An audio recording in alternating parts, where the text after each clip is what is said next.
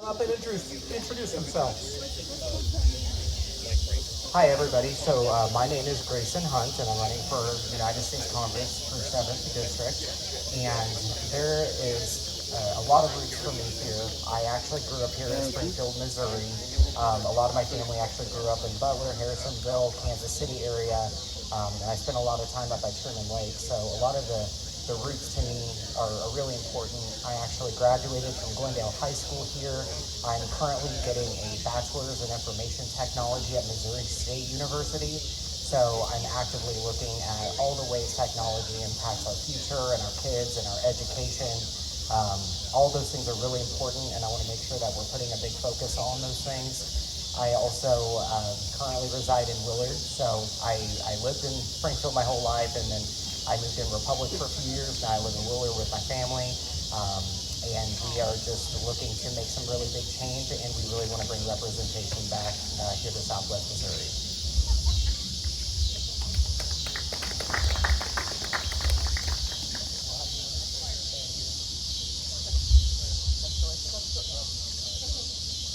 Hey, good evening. My name is Missy Hesketh, and I am running for the 7th Congressional District.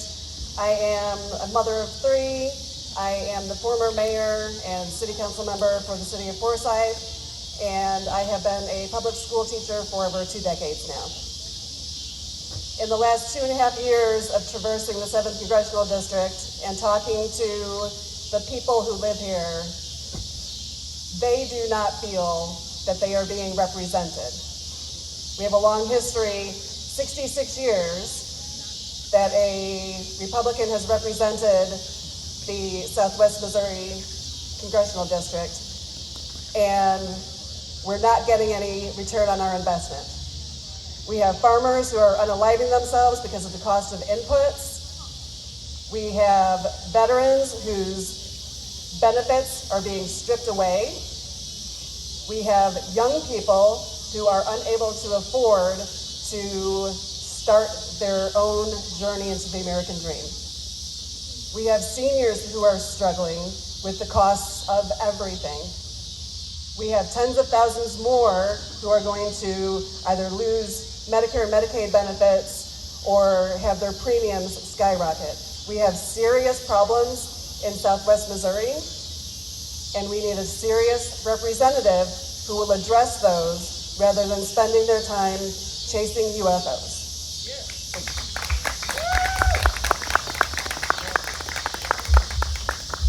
Hi, everybody. My name is John Casey. I grew up here in Southwest Missouri. I was born over in Springfield. I currently live over in Republic. I graduated a semester early from Republic High School. I went straight to the Marine Corps. I don't know who said that, but that's where I actually met my wife and I started my family. I made my way back to Missouri, and I've been here since in the Republic area. And I've actually been a blue collar worker here for the last 2 years, and I've been working construction, and that's really where my journey starts. And we're going to get into that more later.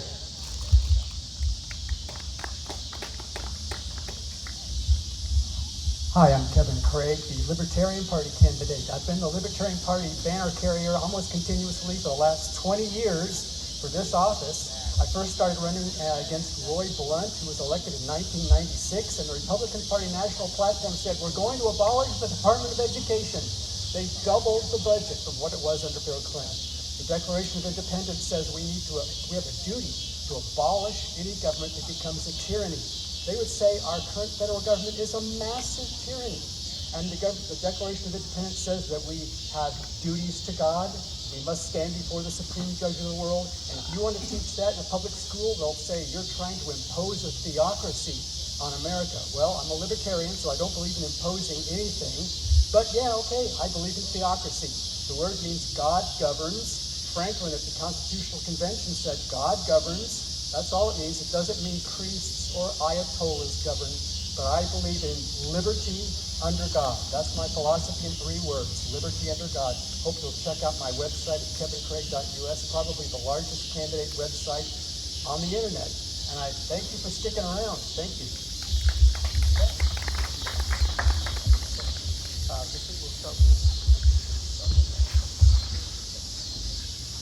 Okay. Our first question, why do you want to be a U.S. representative?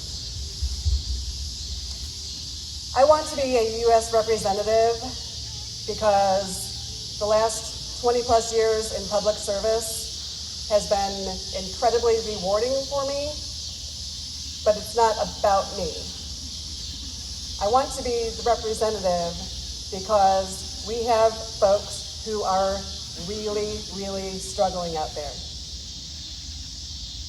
We've gotten away from the act of getting things done in a manner of cooperation. We have so many of our federally elected representatives who are bought and paid for by their corporate donors and donations from foreign entities as well. They are not able to focus on getting down to the nitty-gritty of addressing the real issues and coming up with fixes for them because they are beholden to those donors. And until we can take those dollars out of it, we're not going to get anything done. Until we cut the tie between our electeds and big corporate money, we are not going to be able to address the fact that our corporations, which are not people, are controlling the purse strings in this country. The salary difference between the CEOs and the workers who are actually doing the work, that's not right. That is not right, and it is a recipe for disaster for our people who are trying to get out there and get jobs done. In addition, until we cut those ties with the corporations and get some regulations on them, they're going to continue, especially with the tech industry, to be pushing for these hyperscale AI data centers to take our jobs. And I'm sorry, I've got 3 kids and I love them, but I don't want them living in my basement. You know, we need to break the ties with the big money in Washington, D.C. and get people who are in there for the real reasons of fixing problems. Thank you.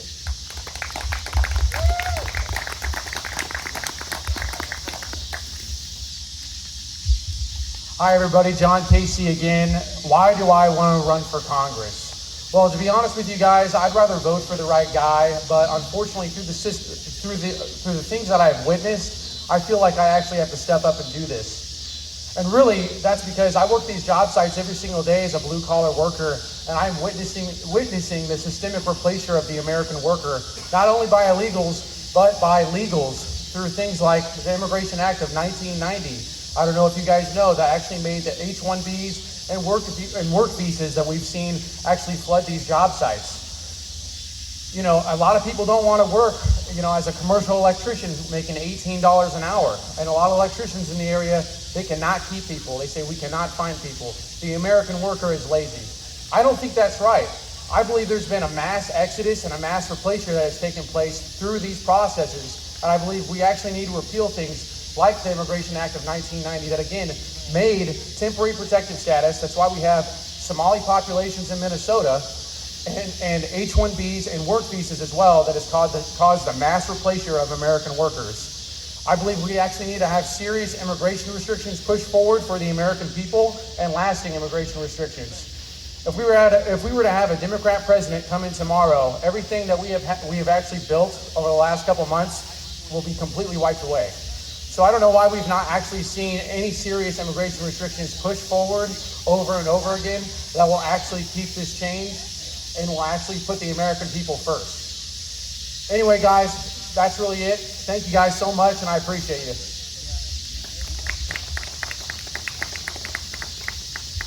Was the question, why do I want to run, or why do I want to be? Why do you want to be the representative? Okay, I don't want to be. I really do not want to go to Washington. I like to run. I like to campaign because I like to have a microphone and an audience to talk about liberty under God. We all know I'm not going to win, but it would be terrible. I wouldn't fit in there at all.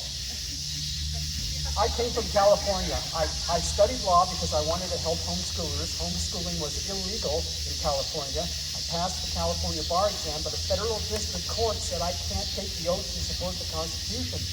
because the United States Supreme Court has actually ruled that if you're a Christian and your allegiance to government is subordinate to your allegiance to God, you're not loyal enough, you're not allegiant enough to take the oath to support the Constitution.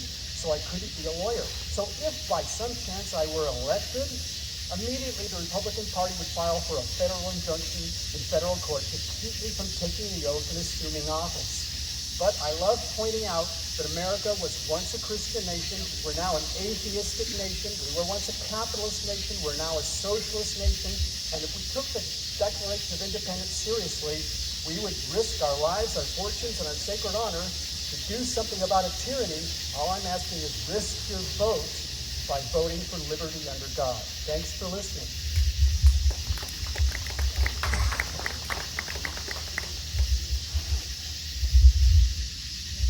So Grayson Hunt, so the main reason that I want to be a U.S. representative, there's a few, but I'm going to start with the biggest one for me.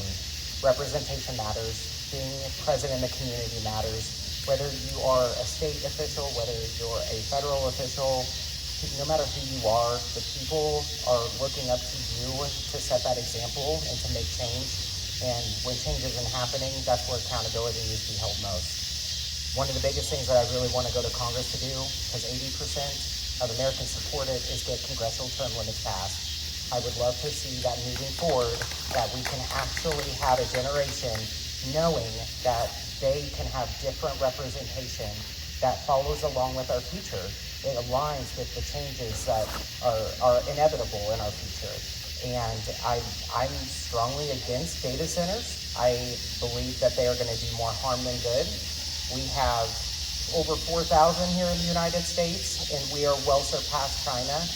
So it's a whole propaganda to say that China and us are in some kind of tech race. We won that a long time ago. There's no debate in that there.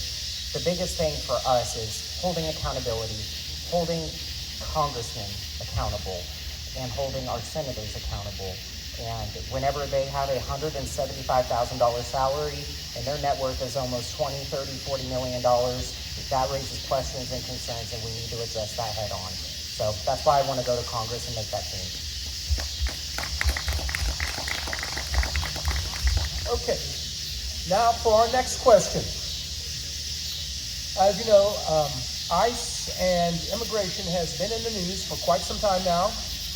Basically, does this nation need to update its policy towards immigration? And if so, why or why not? All right, you guys probably already know my answer to this. Well, yeah, I think we actually need serious immigration restrictions pushed forward, especially when it comes to the legal side. Like I told you guys, we have these huge programs currently in place, like the Immigration Act of 1990, that again made temporary protective status. So that's why we have huge Somali populations over in Minnesota.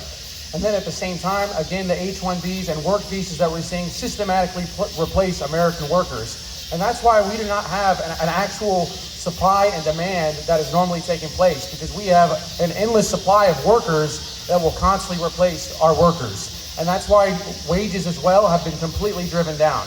And then on top of it, I don't know if you guys know anything about ITIN. That's basically a temporary social security number that illegals are allowed to have to pay taxes, get a mortgage, and then also, get a bank account and things like that as well. I think we need to eliminate things like that to incentivize illegal immigrants to leave the country. I believe we also need to have an immigration moratorium and end all immigration while we figure out everything that is going on and actually solve these problems for the American people. I believe we also need to repeal the Hart-Celler Act of 1965 that makes it to where we cannot pick and choose where we're getting our immigrants from, and that basically opens the floodgates for third world mass migration and chain migration as well. I believe we also need to end birthright citizenship as well. Thank you guys so much, and have a blessed day.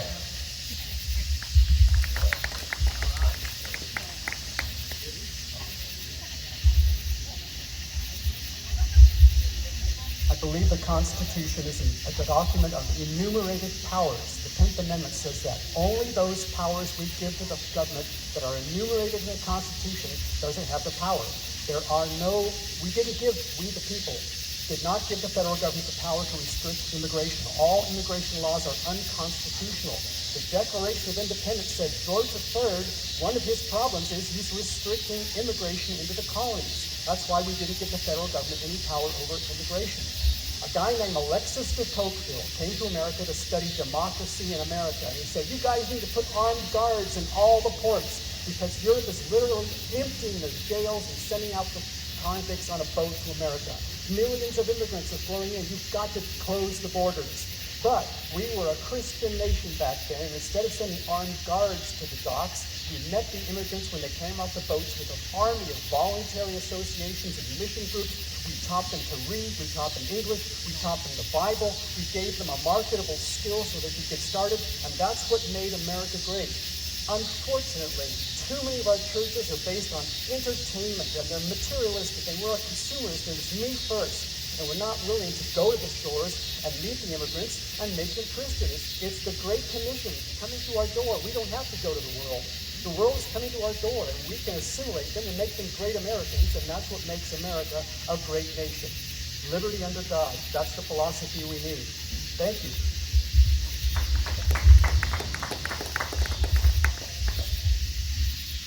Do I think that we need to reform our immigration system?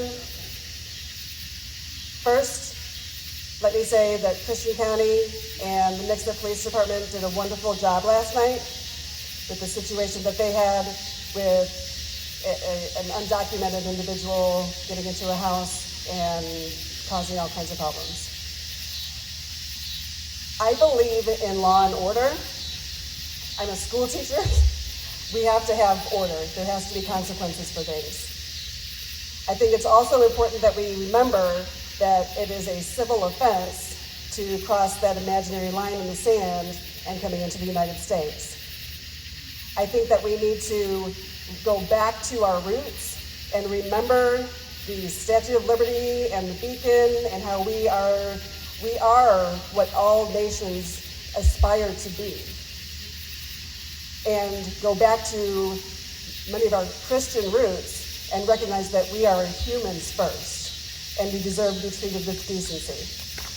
So, should there be consequences when people break the law? Absolutely. But we are humans first, and we treat each other with empathy and respect. And not to mention the fact that the immigrants who are working in the United States have contributed billions and billions to our economy. Thank you.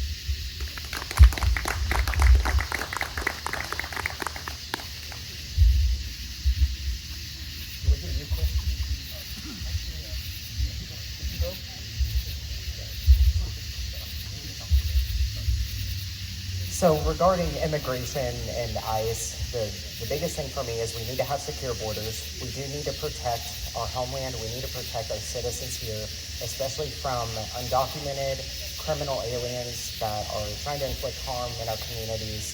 But there is one thing I always do think about, especially when I was growing up in school, and that was that my teachers had always told me that you're going after the American dream. People are coming here because they're chasing after freedom in that dream. I think the biggest thing that we kind of lost is making sure that we actually have strong legal pathways for people that want to become citizens to become citizens. Because we end up with backlogs, we end up with people not being able to get that opportunity. They're wanting to invest in our economy.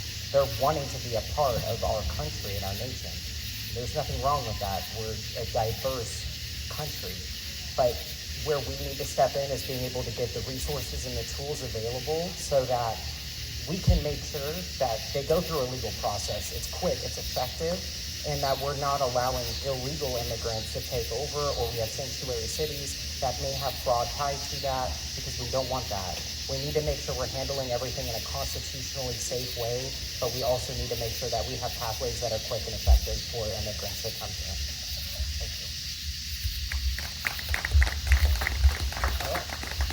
This will be our final question before we go into the candidate's closing remarks. Our question is, the situation in the Gulf of Hormuz has been in the news for quite some time now.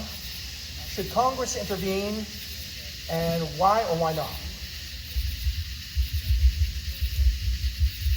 I'm a pacifist. I'm anti-war. I think the U.S. attack on Iran was completely unjustified. Imagine going back to 1953 when the United States overthrew the democratically elected government of Iran and set in motion a terrible chain of events. What if, knowing that we had $8 trillion just sitting around, nothing to do, but let's have a war on terror. No, what if we just gave it to Iran and said, here's a book on how to make your nation a Christian capitalist nation? I mean, that's better than killing all its people. Since I was born, Washington, D.C. has killed or crippled or made homeless tens of millions of innocent non-combatant civilians around the world. You say, is that true? I'm afraid it is true. The United States federal government in Washington, D.C. has put more human beings in body bags than Hitler and Nazi Germany did. It's a terrible thing. I don't like to say that, but we need to face reality. So no war in American history has been justified by Christian just war theory. We have to have a theory about what wars are good, which wars are bad. Even the American Revolution, I would say, was a violation of Romans 13. Jesus said, render unto Caesar, don't kill, love your enemies. Basic Christian morality. And we're throwing it all away for what? For petrodollars? I mean, I don't know. I'm sorry, I hate to be negative, but I'm alarmed. James Madison said we must take alarm at the first infringement of our liberties. And we have a $2 trillion national defense budget, which is like $6,000 for every person in your household. And the government can't even keep its own bases secure in Iran, and we couldn't keep a half dozen hijackers armed with box cutters from pulling off 9/11. It's a grift. It's a scam. And good for people who think they're serving the country and they're courageous and everything. I respect that. But we have to think deeper than patriotic slogans. I'm sorry to be the bearer of bad news. I think that's the way we should look at it.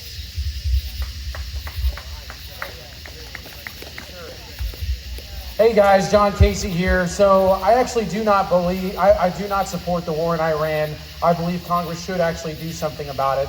I believe this really actually highlights the foreign influence on our, not only our federal level, our state level as well. And, you know, that really coincides with the Epstein files as well. This war was initiated by Israel. Marco Rubio came out himself and told us that they were going to make the move anyway, and we better just do something. So I believe that's completely, you know, the wrong thing that we should have been doing. I mean, if we're completely propping up this foreign nation, I don't know why we're not the ones controlling it. So, you know, I think, again, this is completely un-American, what we've been seeing. And so far, you know, the advantage has been completely lost in the Strait of Hormuz. It was free to travel through the strait, and now we're having all this trouble. And now it looks like there's going to be trouble with the petrodollar as well, and regional hegemony in the area for the United States. So I believe this has really been completely catastrophic when it comes to not only the petrodollar, but again, regional hegemony in the area that reinforces the petrodollar as well. And honestly just highlights, again, the foreign influence within our government and how, you know, we are, I believe, a completely occupied nation when it comes to that. And that is another huge reason why I'm running. And I don't know if you guys know that, you know, there's foreign influence even here in the state. You cannot contract for the state unless you sign that you will not boycott the state of Israel. I believe that's completely un-American. But that is just another thing to show you that it is not only on the state level, it's not only on the federal level, but the state level as well. And so, yes, I believe something actually needs to be done about the Iran war. And yeah, that's where I'm at on it. Thank you.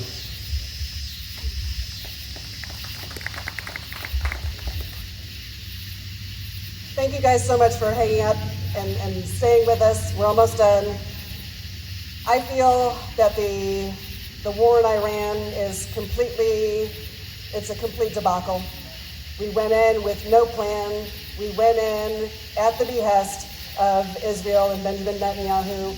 We have so many members of Congress and the Senate beholden to Israeli money that when it came up time for the War Powers Act, that they voted it down. And so the process just continues and continues. And so now, in order to get out of there, it's going to wind up costing us billions and billions of dollars. On top of the other billions and billions of dollars that have been wasted by this administration. There is zero accountability coming out of this Congress and that needs to change.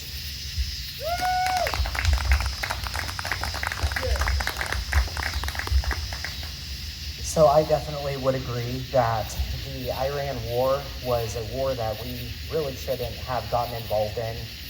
When I recall when it all had begun, Trump had got a call from Netanyahu and he said this would be the perfect opportunity for us to do what we need to do, and that's when it all began.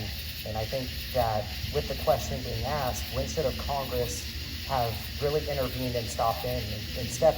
And I think the biggest thing is once it started affecting Americans here at home, once we started seeing our oil and gas prices go up, once we started seeing our business start suffering, that's really when I think they should have stepped in and said, hey, we can't allow something to continue going if we don't know what the predictable outcome of this is going to be and what the ideal outcome of this is supposed to be. Now we're just kind of in an ongoing war that we've had a few broken promises of hopefully changing things. We are very bought out by a lot of foreign donors in Congress. It is a very sad thing to see because they influence the legislation that becomes our laws that we follow. And I don't want to see that moving forward. I want to see individuals in Congress that are not beholden to corporations or to foreign entities, but they are beholden to the representatives that elected and voted for them in the first place. So I hope that we can see that and I hope we can bring that back and really hold that accountability for Congress. And now our candidates will bring us their final remarks.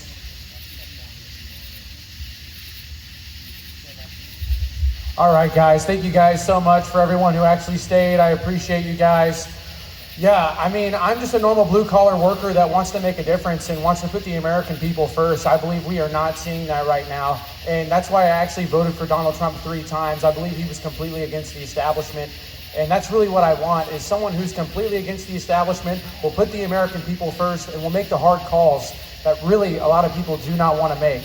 And I feel like that really starts with immigration as well. You know, I believe we need serious change when it comes to these job sites. Whenever I go to these job sites, it seems like 60-80% of these job sites, no one can speak English at all. And then when you look at the numbers, individual blue-collar jobs like flooring, drywall, roofing, all of these have 60% plus foreign-born representation. And a lot of that is caused from legal replacer. Like I told you guys before, the Immigration Act of 1990 that made, again, the temporary protective status, H-1Bs, and the work visas that we've been seeing massively flood these job sites, not only on the blue-collar side, but the white-collar side as well over in Silicon Valley.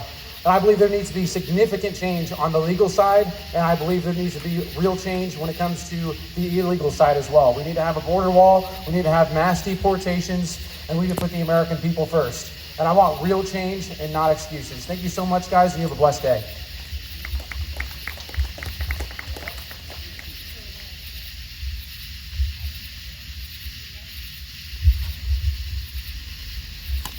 Appreciate you all sticking around. Most people don't come to events like this. Most people who come don't stick around. There's 100,000 voters in this country who are going to go to the polls in November and they don't know my name, Kevin Craig. They probably don't even know the name of our incumbent congressman. They just vote Republican because that's like a reflex action. So I thank you for your interest in the campaign, whatever it is. I'd like to close with a quote from John Adams, signer of the Declaration of Independence, second President of the United States. Suppose a nation in some distant region should take the Bible for their only law book. In other words, abolish all the other law books, abolish the Code of Federal Regulations, abolish the statute at large, and take the Bible as our only law book, so that every member should regulate his conduct by the principles established therein. Every member would be obliged in conscience to temperance, frugality, and industry, to justice, kindness, and charity toward his fellow man, and to piety, love, and reverence toward Almighty God. What a utopia, what a paradise would this region be? Now, I suppose he was just being hyperbolic, but I take those words very seriously. We need to be governed by the Bible. Once again, William Blackstone said the laws of nature and of nature's God can only be found in the Bible.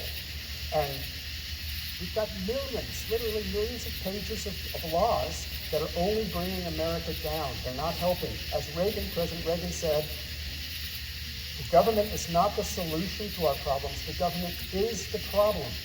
Any degree of socialism or communism or fascism is the problem. And the only way we can fix the problem is getting back to a nation characterized by liberty under God. And I hope you'll check out my website between now and November.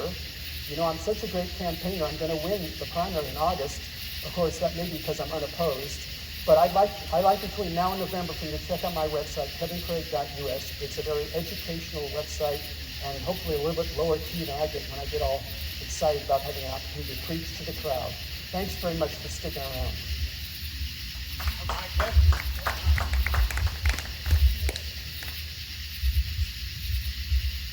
I would like to thank the Christian County headliner for hosting this event tonight, and I will be very brief in my closing. In the 2.5 years that I have been traversing this district, there was a theme that came up when I was talking to people and have been talking to people. People want accountability in Washington, D.C., accountability for wrongdoings and accountability for the way our money is spent. They want accessibility to their candidate, to their representative. They do not want a representative who locks them out of their office and calls the police on them. They want in-person town halls so that they can see face-to-face the emotion that is on the hearts and minds of the people who are struggling back home when their needs are not being met. And I thought I lost my third A. And they're worried about the affordability issues. From healthcare to gas to our utility bills that are getting ready to skyrocket even more very soon, and nothing is being done about it. So I want to represent, I want to help build more success stories in people because that's what I do as a teacher. Thank you very much for coming tonight.